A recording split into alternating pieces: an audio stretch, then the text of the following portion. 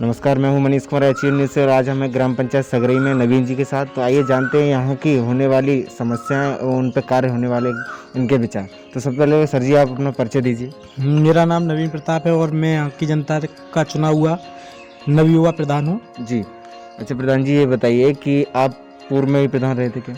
हाँ, हमारे पिताजी और बाबा जी भी प्रधान रह चुके हैं। जी, तो आपने ऐसा क्या देखा अपने बाबा जी को और पिताजी को कि आपने भी आगे आने की वो की कोशिश? जनता की सेवा के लिए मैंने सोचा कि मेरे घर से ये लोग सेवा करते हैं, तो मुझे भी जनता ने एक बार मौका दिया है, तो सेवा के लिए मैं भी आगे आया हूँ। तो आप युवा हैं और युवा सोच एक्सचेंज होती है हमेशा। तो आपने क्या आगे का कैसी एक्टिविटी करोगे, कैसी क्रिएटिविटी करोगे कि आप यूथ एक्सचेंज प्रोग्राम के माध्यम से युवाओं की सोच को डेवलप करें? हो सकता है जहाँ से मैं कोशिश करूँगा कि अन्य पंचायतों की अपेक्षा मैं अपनी पंचायत में कुछ हटके अलग करना चाहूँगा, जिससे युवा अट्रैक्ट हो सकें और इससे समाज में भी संदेश अच्छा जाए। जी अच्छा, ये बताइए प्रधान जी, आपके गांव में टोटल वोटिंग कितनी की है? लगभग हमारे गांव में 1700 वोट है जी पंचायत में। जी, आपको कितने वोटों से जीत हुई है? हमारी 92 वोट से जीती है। 92 वोट से। अच्छा, कितने प्रत्याशी सामने खड़े हुए थे? हमारे यहाँ कुल 9 थे, कुल 9 प्रत्याशी थे, उसमें केवल फाइट दो जगह थी, आमने सामने टकराव था। अच्छा प्रधान जी, ये बताइए गांव में कई छोटी छोटी समस्याएं होती हैं, तो वो कौन कौन सी समस्याएं हैं? जैसे कि गांव में अधिकतर समस्याएं नाली, पानी का निकास नहीं होता है, जी पानी की गरीबों को पानी की समस्या का सामना करना पड़ता है, नल की व्यवस्था और सड़क की व्यवस्था, यही कुछ मेन समस्याएं होती हैं। जी और कुछ गरीब हैं उनके लिए राशन कार्ड वगैरह की जो व्यवस्था होती है, राशन वगैरह की जो सरकार प्रबंध करती है, लेकिन वहाँ तक उनकी व्यवस्था पहुँच नहीं पाती है। जी अच्छा प्रधान जी, प्रधान बनने के बाद प्रधान का मेन वर्क क्या है?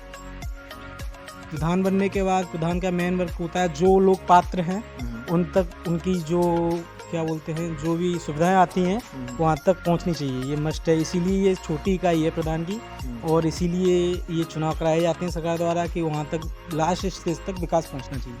अच्छा प्रधान जी, जैसे अभी कोविड-19 चल रहा है और कोविड-19 में क्या है, ग्रामीण क्षेत्र में लोग कोविड-19 की गाइडलाइन का पालन नहीं कर पा रहे, तो आप ऐसा क्या करेंगे कि लोगों को इसके बारे में जानकारी मिले और इसका गाइडलाइन का पालन करें? मैं लोगों से अपील करूंगा, जाऊंगा घर घर, मतलब लोगों से मिलूंगा, बात करूंगा, तो उसके प्रति उन्हें जागरूक करूंगा और उसके बारे में समझाऊंगा इससे क्या हो सकता है, इसके डिसएडवांटेज क्या हैं और ये सब बताऊंगा और कोशिश होगी जहाँ तक ज़्यादातर लोगों को मैं समझाने की कोशिश करूँगा। अच्छा, कोविड-19 के इस दौर में पता चल रहा है कि शिक्षा का स्तर डाउन होता जा रहा है, तो गांव में वैसे भी शिक्षा पिछड़ी चल रही है, तो आप इसके लिए क्या करेंगे कि बच्चे घर पर रहकर कोविड-19 के अंदर और घर में क्वारंटाइन होकर या घर पर रहकर पढ़ाई कर सकें?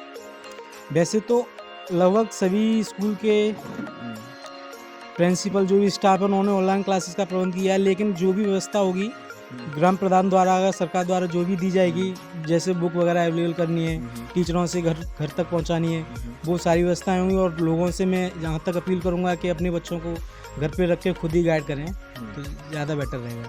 अच्छा, जैसे ग्रामीण क्षेत्र में अक्सर लोग मदिरा पान करते हैं, मदिरा को ज़्यादा समर्थन देते हैं, तो आप इसको दूर करने के लिए या इसका समर्थन करते हैं क्या?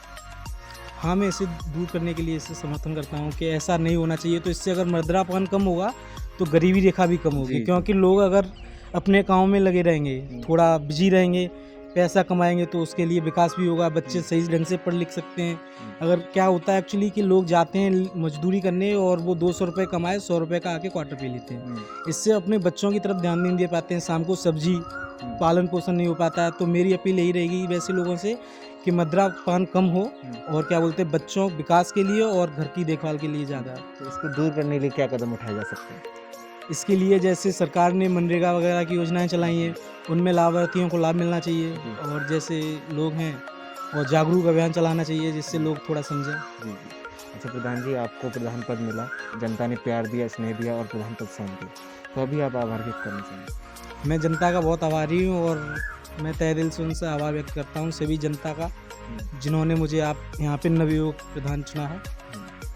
तो जैसा कि आप देख पा रहे हैं, नवीन जी का कहना है कि मैं ज़्यादातर जागरूक करूंगा लोगों को और उनकी सारी समस्याओं का कार्य आगे 5 साल तक करता रहूँगा। तो बने रहिए एचबी न्यूज़ मनीष। वीडियोस देखने के लिए सब्सक्राइब करें HBN न्यूज़, बेल आइकन दबाकर लेटेस्ट नोटिफिकेशन पाएं।